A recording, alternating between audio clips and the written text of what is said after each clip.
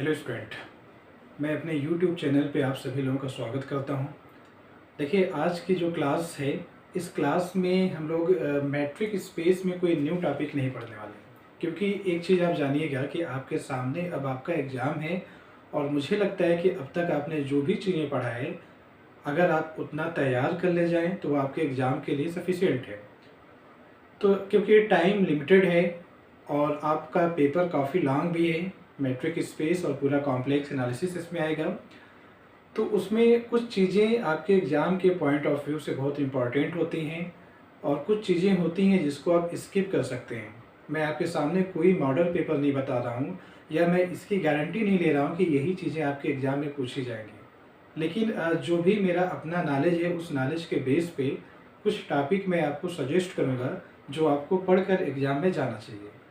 तो देखिए, जो आपका पेपर फर्स्ट है जिसका नाम है metric spaces and complex analysis, इसमें क्वेश्चन का पैटर्न मैं आपको बता दूं। पैटर्न देखिए, क्वेश्चन आपके तीन टाइप के होंगे। एक होता है सेक्शन ए, सेक्शन बी और सेक्शन सी। सेक्शन ए के लिए मेरा सजेशन ये रहेगा कि जो आपकी सिलेबस है उसमें जो नेम्ड थ्योरम है, जो डेफिनेशन है, आप उनको देख लीजिएगा। और बाकी सेक्शन बी और सी के लिए मैं आपको यहाँ पे सजेस्ट कर रहा हूँ। तो देखिए, सेक्शन बी में देखिए, पहला जो मैट्रिक स्पेस है, मैं वहाँ के सवाल आपको बता रहा हूँ। मुझे ऐसा लगता है कि मैट्रिक स्पेस में मैट्रिक स्पेस दिखाना, आपको कोई सेट दे दिया जाए और एक फंक्शन वहाँ पे दे दिया जाएगा डी करके, आपको प्रूफ करके दिखाना होगा कि वह मैट्रिक है या पूरा स्ट्रक्चर मैट्रिक स्पेस है। तो इस पे कुछ एग्जाम्पल मैंने क्लासेस में करा भी दिया था और उसमें देखिएगा, एक आप ये देखिएगा, D of X comma Y is equal to mod X minus Y, जिसको हम लोग यूजुअल मैट्रिक कहते हैं। आप इसको तैयार करिए।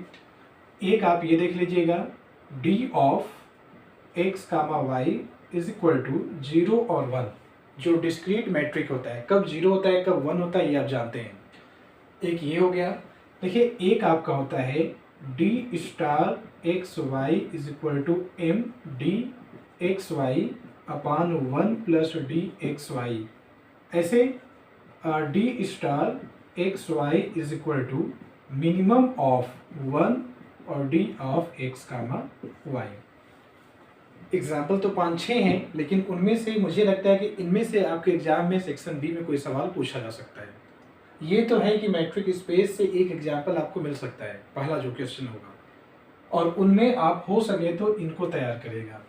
जो डी स्टार करके हैं ये वाले, तैयार तो आप चारों करिएगा, उनको देख लीजिएगा, लेकिन इन पे ज़्यादा फोकस करिएगा।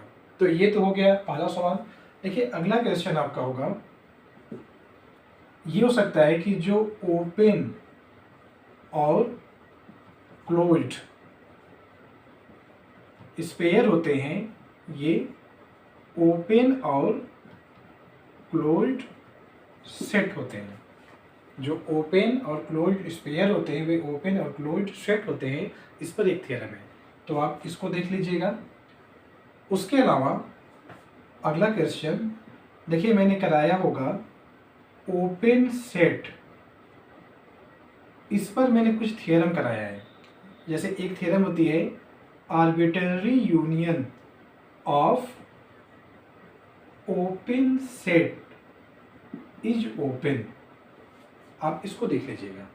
एक ऐसे होता है finite intersection of open set is open. देखिए, जो ओपन सेट था उस पर आर्बिट्ररी यूनियन और फाइनाइट इंटरसेक्शन, ये वाली थ्योरम देख लीजिएगा। क्लोज्ड वाली बहुत आसान होगी, उसी का बस कॉम्प्लीमेंट आपको लेना रहेगा। दूसरी चीज़, मैंने आपको ए इंटीरियर और ए क्लोजर, आप इसको देख लीजिएगा। ए इंटीरियर और ए क्लोजर पे कुछ रिजल्ट होते हैं। जैसे ए सबसेट है बी का, तो ये इम्प्लाई करेगा ए इंटीरियर सबसेट होता है बी इंटीरियर का। ऐसे ए सबसेट है बी का, तो ये इम्प्लाई करेगा ए क्लोजर सबसेट है बी क्लोजर का। A interior largest open set होता है ए में, A closure smallest closed set होता है जो ए को कंटेन करता है। तो ऐसे कई छोटे छोटे रिजल्ट्स हैं, आप उनको देख लीजिएगा। तो ये हो गया। उसके बाद देखिए, मैंने आपको एक टॉपिक और बताया है, कॉन्टिन्यूअस फंक्शन। कंटिन्यूस फंक्शन मैंने आपको कंप्लीट करा दिया है। तो कंटिन्यूस फंक्शन में आप ये देखिएगा कि इफ आपका कंटिन्यूस होगा if and only if inverse G is open for all G open in second space. ऐसे करके मैंने थ्योरम कराया है।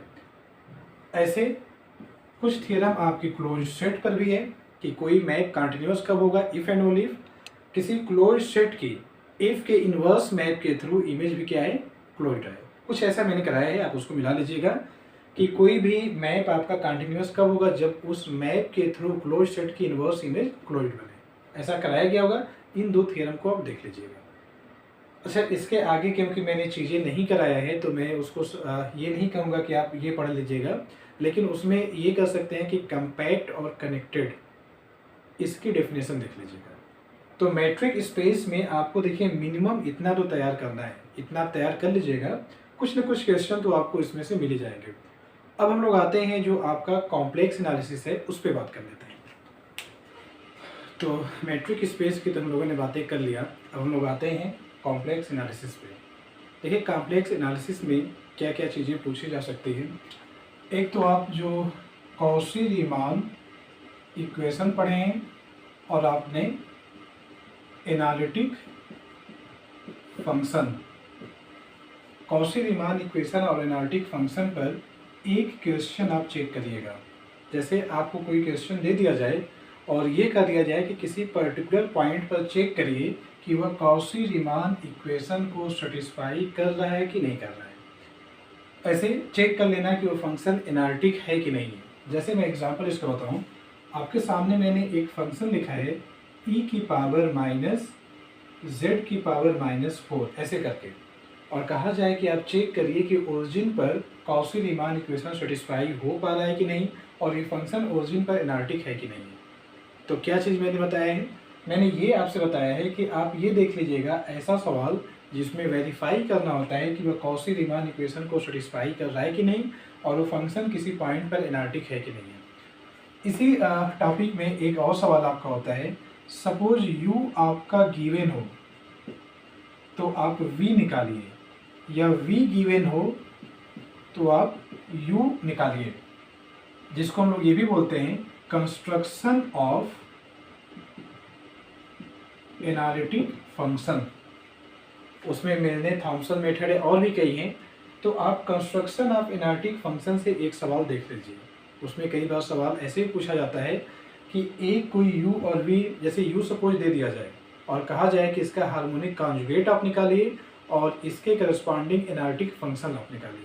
तो आपका ऐसे सवाल यहाँ से हो सकते हैं पहले वाले चैप्टर से।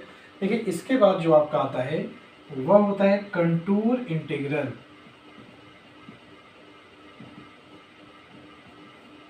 कंटूर इंटीग्रल में अब वहाँ कुछ थ्योरम है जो मुझे लगता है कि आपके एग्जाम में पूछी जा सकती है, जैसे कॉची इंटीग्रल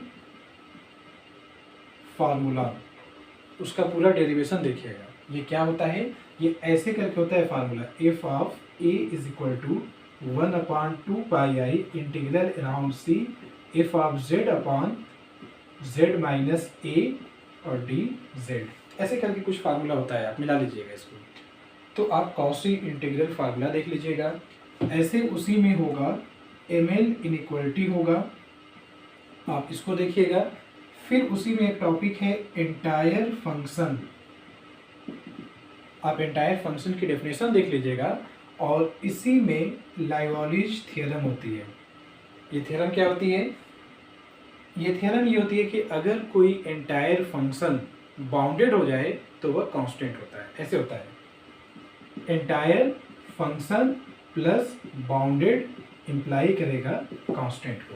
आप इसको देख लीजिएगा कि कोई भी आपको ये प्रूफ करना होगा कि अगर कोई भी एंटायर फंक्शन बाउंडेड हो जाए तो प्रूफ करके दिखाइए कि वो फंक्शन कांस्टेंट होता है। तो आप ये थ्योरम्स देख लीजिएगा। इसके अलावा कॉची इंटीग्रल फार्मूला का यूज करते हुए इस फॉर्मेट का जो इंटीग्रल होता है, जैसे 1/z-1 और z-2 और dz, इसका आंसर निकालना कॉची इंटीग्रल फार्मूला का यूज करके निकाला जाता है। ये देख लीजिएगा। यहाँ से तो मैं इतना मुझे लगता है कि यहाँ से एक सवाल आपके पेपर में बन सकता है। तो ये टॉपिक हो गई। फिर देखिए जो अगली टॉपिक है वह है सिंगुलरिटी। सिंगुलरिटी आपने वहाँ पे आइसोलेटेड सिंगुलरिटी होती है और नॉन आइसोलेटेड होती है, फिर उसको भी आगे ब्रेक किया जाता है। आइसोलेटेड में आप रिमूवल पढ़े होंगे, आपने पोल पढ़ा होगा, आपने एसेंशियल पढ़ा होगा। तो यहाँ से देखिए डेफिनेशन तो तैयार करेगा और एक क्वेश्चन देखिएगा जिसमें आपको टाइप्स बताना हो, टाइप्स ऑफ सिंगुलरिटी।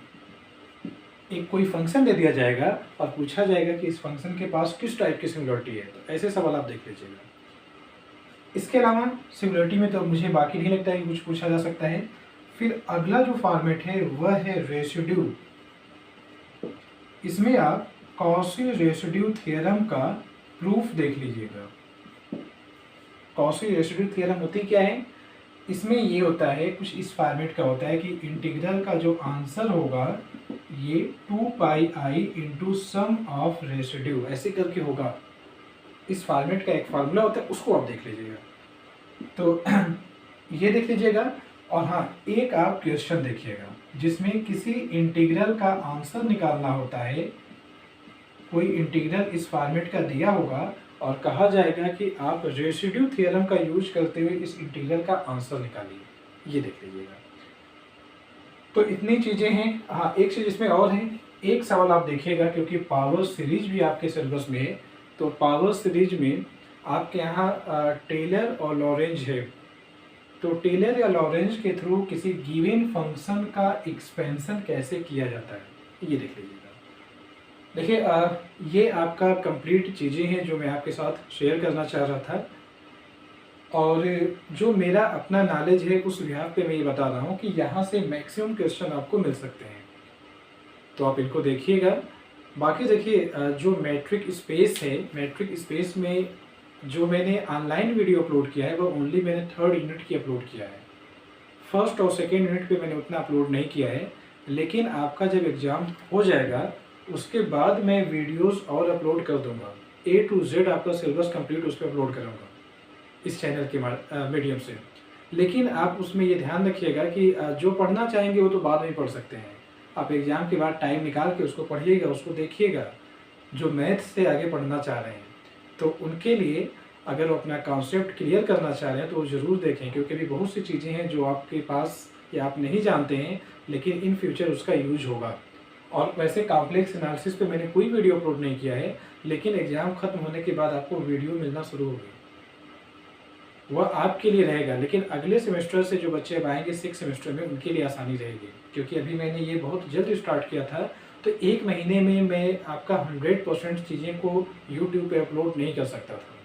तो फिर भी जितना मेरे पास टाइम था उतना चीज़ें मैंने अपलोड किया है। और जो भी चीज़ें मैंने क्लास में पढ़ाया था उन चीज़ों को आप देखिएगा और जाइए अपना बेस्ट आप वहाँ पे दीजिए। और बेस्ट ऑफ लक आपके आने वाले फ्यूचर के लिए।